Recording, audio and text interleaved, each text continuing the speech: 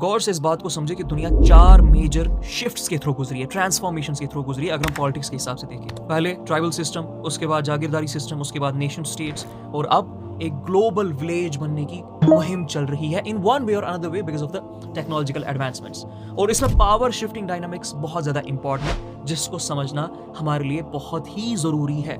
इसीलिए एक मुसलमान, एक इंसान भी इनफैक्ट उसको बहुत दरकार है कि वो एक deep insightful world view create कर सके, ये एस्टैब्लिश कर सके।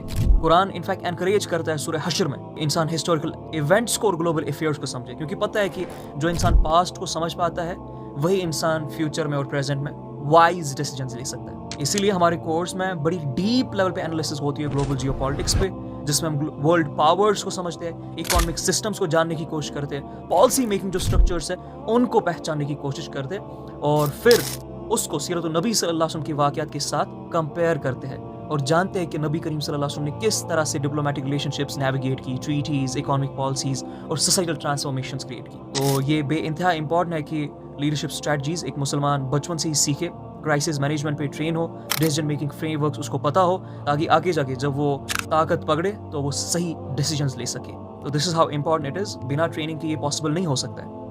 दुनिया भर के मखलूक की ट्रेनिंग होती है, बस एक मुसलमान है जिसकी ट्रेनिंग नहीं होती है, जिसको बोला जाता है 2-3 काम कर दो, आपका काम हो गया।